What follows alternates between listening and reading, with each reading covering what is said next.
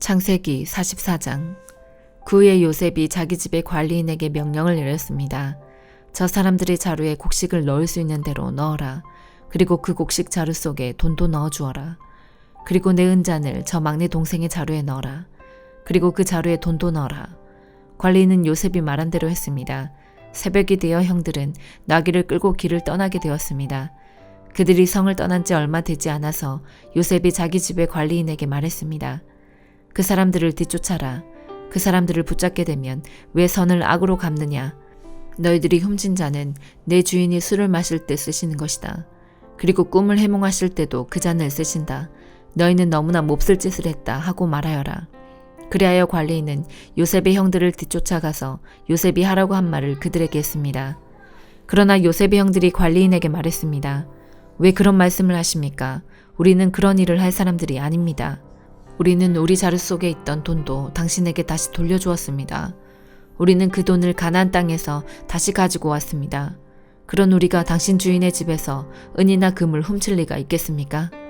만약 그 은잔이 우리들 중에 누군가의 자루에서 나온다면 그 사람을 죽여도 좋습니다. 그리고 우리는 당신의 노예가 되겠습니다. 관리인이 말했습니다.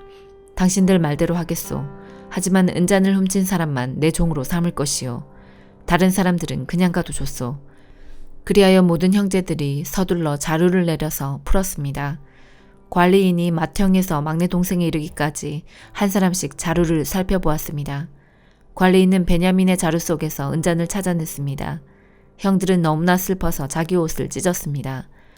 그들은 자루를 나귀에 다시 실은 뒤에 성으로 돌아갔습니다. 유다와 그의 형제들이 요셉의 집으로 돌아왔을 때 요셉은 집에 있었습니다. 그들은 요셉 앞에서 땅에 엎드려 절했습니다. 요셉이 그들에게 말했습니다. 어찌하여 이런 일을 저질렀느냐? 나 같은 사람이면 이런 일쯤 점을 쳐서 다 알아낼 수 있다는 것을 몰랐느냐? 유다가 말했습니다. 총리님께 무슨 말씀을 드릴 수 있겠습니까? 그리고 우리에게 죄가 없다는 것을 어떻게 보여드릴 수 있겠습니까? 하나님께서 우리의 죄를 드러내셨습니다. 그러니 이 잔을 훔친 베냐민뿐만 아니라 우리 모두가 총리님의 종이 되겠습니다. 그러나 요셉이 말했습니다. 그런 일은 내게 있을 수 없다. 오직 은잔이 그 짐 속에서 발견된 사람만이 내 노예가 될 것이다. 나머지 사람들은 자유롭게 너희 아버지에게로 돌아가도 좋다. 그러자 유다가 요셉에게 나아가서 말했습니다. 총리님께 한 말씀 드릴 테니 허락해 주십시오. 제발 저에게 노여워하지 마십시오. 총리님은 파라오만큼이나 높으신 분입니다. 전에 저희가 여기에 왔을 때 총리님은 너희에게 아버지나 다른 형제가 있느냐 하고 물어보셨습니다. 그때 저희에게는 늙으신 아버지가 계십니다. 그리고 동생도 있습니다. 저희 동생은 아버지가 늙으셨을 때 낳은 아들인데 저희 막내 동생의 형은 죽었습니다. 그래서 그 막내 동생은 그 어머니의 마지막 남은 아들이 되었습니다. 우리 아버지는 그 아이를 매우 사랑하십니다. 라고 대답했습니다. 그러자 총리님은 저희에게 그 동생을 나에게 데려오너라. 그 사람을 보고 싶다 하고 말씀하셨습니다. 우리는 총리님께 그 어린아이는 자기 아버지를 떠날 수 없습니다. 만약 그 아이가 아버지를 떠나면 아버지는 돌아가시고 말 것입니다. 라고 말씀드렸습니다. 하지만 총리님은 너희 막내 동생을 데리고 와야 한다. 만약 데리고 오지 않으면 다시는 나를 못 볼 줄 알아라 하고 말씀하셨습니다.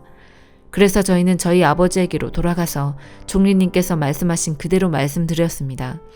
얼마 뒤에 저희 아버지께서 다시 가서 곡식을 좀 사오너라 하고 말씀하셨습니다. 그래서 저희가 아버지께 말씀드렸습니다. 막내 동생과 함께 가는 것이 아니라면 갈 수 없습니다. 막내 동생을 데리고 가지 않으면 총리를 만날 수 없을 것입니다.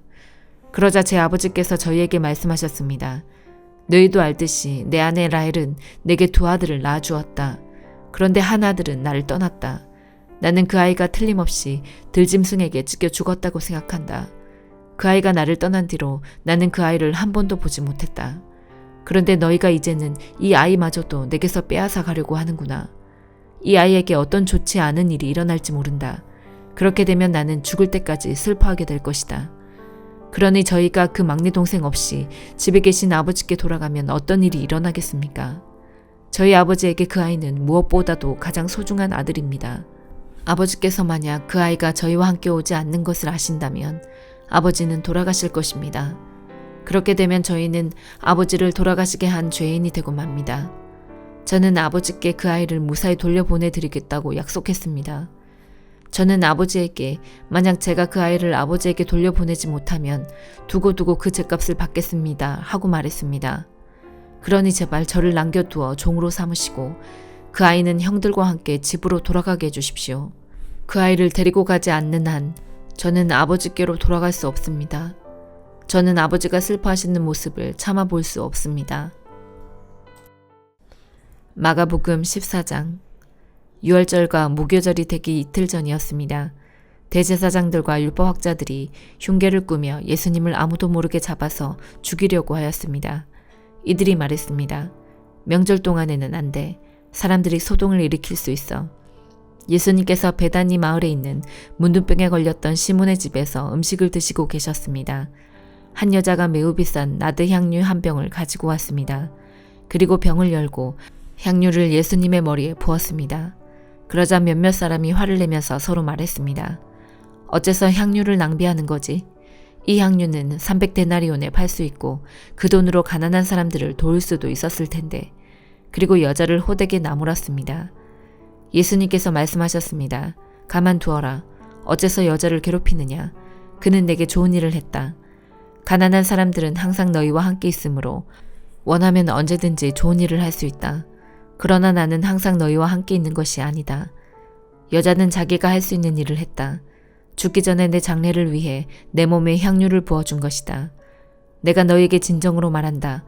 복음이 온 세상에 전해질 때 이 여인이 한 일도 알려져서 사람들이 기억하게 될 것이다. 12제자 가운데 한 사람인 가룟 유다가 예수님을 넘겨주려고 대제사장들에게 갔습니다. 대제사장들은 이 말을 듣고 기뻐했습니다. 그리고 유다에게 돈을 주기로 약속했습니다. 그래서 유다는 예수님을 넘겨줄 좋은 기회를 엿보기 시작했습니다. 무교절의 첫 번째 날, 즉 유월절 양을 잡는 날에 제자들이 예수님께 여쭈었습니다. 유월절 음식을 어디에 가서 준비할까요? 예수님께서 제자들 가운데서 2명을 보내시면서 말씀하셨습니다. 성으로 들어가거라. 물병을 든 사람을 만나면 그를 따라가거라. 그가 들어가는 집의 주인에게 선생님께서 제자들과 함께 유월절 음식을 먹을 수 있는 방이 어디냐고 물으십니다. 라고 하여라. 그러면 집주인이 너희에게 준비된 커다란 다락방을 보여줄 것이다. 그곳에서 음식을 준비하여라. 제자들이 떠나서 성으로 들어갔습니다. 예수님께서 말씀하신 그대로였습니다. 그래서 유월절을 준비했습니다. 저녁이 되자 예수님께서 12제자들과 함께 그 집으로 가셨습니다. 식사를 하는 동안 예수님께서 말씀하셨습니다. 내가 너희에게 진정으로 말한다. 나와 함께 음식을 먹고 있는 너희 가운데 한 사람이 나를 배반할 것이다. 제자들이 근심하면서 한 사람씩 예수님께 말했습니다. 설마 제가 그 사람입니까? 예수님께서 대답하셨습니다. 12제자 가운데 한 사람이며 나와 함께 그릇에 손을 넣는 사람이다. 인자는 성경에 기록된 대로 죽지만 인자를 넘겨주는 사람에게는 화가 있다. 그 사람은 차라리 태어나지 않았더라면 자신에게 더 좋았을 것이다. 식사를 하는 동안 예수님께서는 빵을 들고 감사기도를 드리셨습니다. 그리고 떼어서 제자들에게 주시며 말씀하셨습니다. 받아라. 이것은 나의 몸이다. 또 잔을 들고 감사기도를 드리셨습니다. 그리고 제자들에게 잔을 주어 제자들이 마셨습니다. 예수님께서 말씀하셨습니다.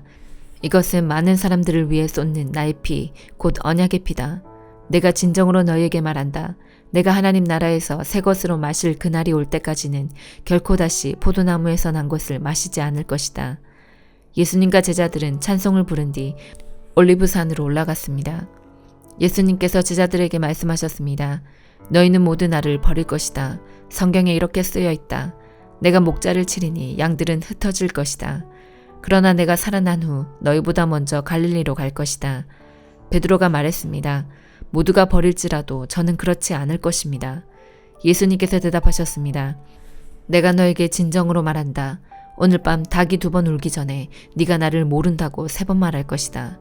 베드로는 강조하여 말했습니다. 주님과 함께 죽을지언정 결코 모른다고 하지 않을 것입니다. 다른 모든 제자들도 같은 말을 했습니다. 예수님과 제자들이 겟세마네라고 하는 곳으로 갔습니다. 예수님께서 제자들에게 말씀하셨습니다. 내가 기도하는 동안에 여기 앉아 있어라. 예수님께서는 베드로와 야고보 그리고 요한을 데리고 가셨습니다. 예수님께서는 매우 근심하며 괴로워하셨습니다. 예수님께서 말씀하셨습니다. 내 영혼이 심히 괴로워 죽을 지경이다. 여기서 머무르면서 깨어 있어라. 예수님께서 조금 더 가셔서 땅에 엎드리셨습니다. 그리고 할 수만 있다면 그때가 지나가 버리기를 기도하셨습니다. 예수님께서 기도하셨습니다. 아바 아버지, 아버지께서는 모든 것을 하실 수 있으시니 이 잔을 없애주십시오. 그러나 제 뜻대로 하지 마시고 아버지의 뜻대로 하십시오. 예수님께서 제자들에게 오셔서 자고 있는 것을 보시고 베드로에게 말씀하셨습니다. 시몬아, 자고 있느냐?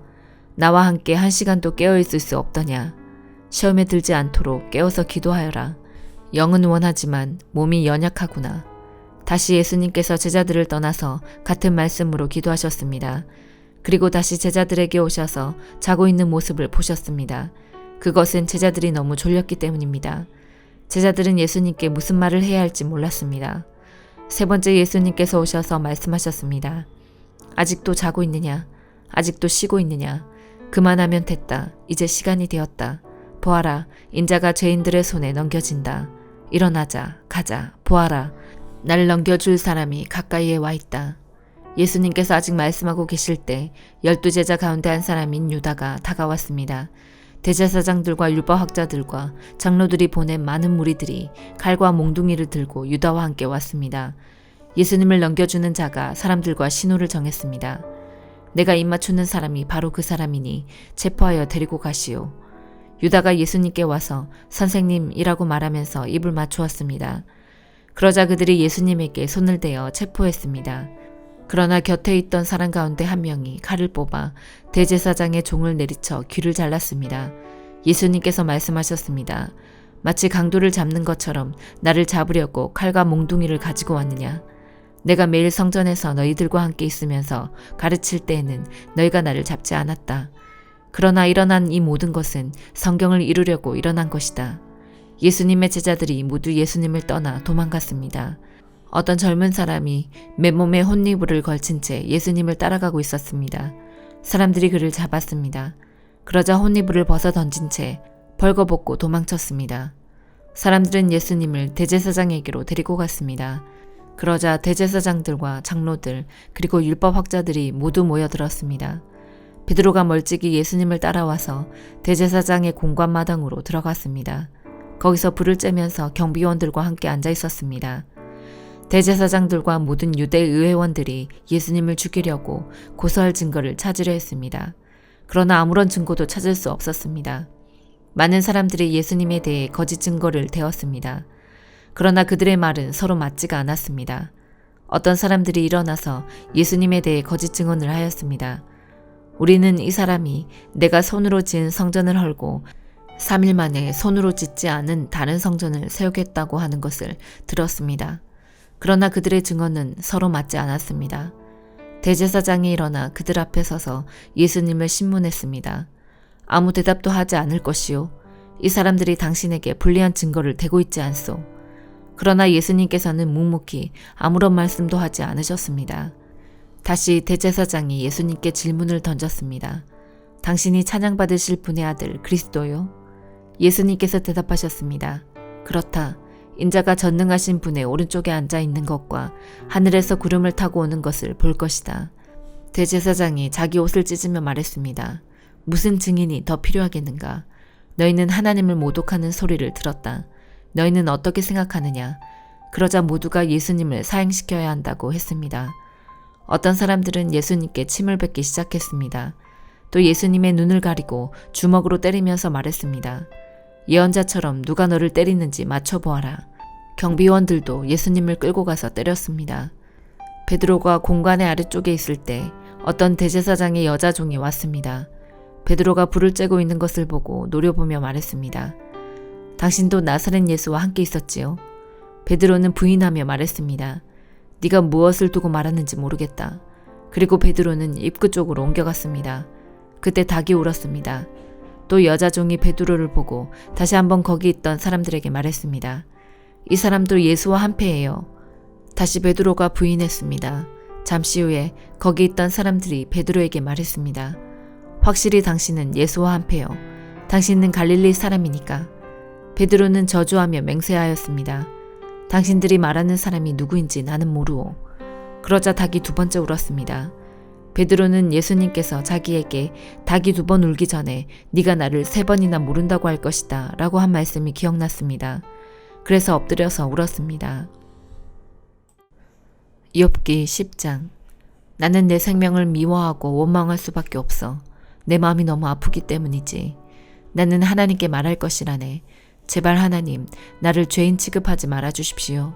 제발 당신이 왜 나를 치시는지 이유라도 알려주십시오. 당신이 손수 만드신 나를 학대하고 멸시하면서 악인들의 꾀는 왜 좋게 보십니까? 당신의 눈이 사람의 눈과 같단 말입니까? 왜 사람이 보는 것처럼 판단하십니까? 당신의 날이 사람들의 날과 같지 않고 길며 당신의 횟수가 사람의 횟수와 같지 않은데 어찌 내 죄를 찾으시고 내 허물에 주목하십니까? 당신은 나에게 죄가 없다는 것을 잘 아시고 아무도 당신의 손에서 나를 건져낼 수 없다는 것도 잘 아십니다. 당신의 손으로 나를 빚어 만드시고 이제 나를 아예 없애려고 하십니까? 주님, 기억해 주십시오. 진흙으로 나를 만드시더니 이제는 다시 흙으로 되돌려 보내시렵니까? 당신께서 나를 우유같이 쏟아버리시고 치즈처럼 엉기게 하셨습니다. 피부와 살로서 내게 옷 입히시고 뼈들과 힘줄로서 나를 온전케 하셨으며 내게 생명과 은혜를 주셨고 내 영을 돌보아 주셨습니다. 그렇게 하시고 다른 뜻이 있으셨습니까? 분명 다른 뜻이 있으셨겠지요. 만약 내가 죄를 지었다면 당신은 나를 주목하시고 내 죄를 용서하지 않았을 것입니다. 만약 내가 악인이라면 벌을 받아 마땅합니다. 설사 내가 의롭다 해도 머리를 들지 못할 것입니다.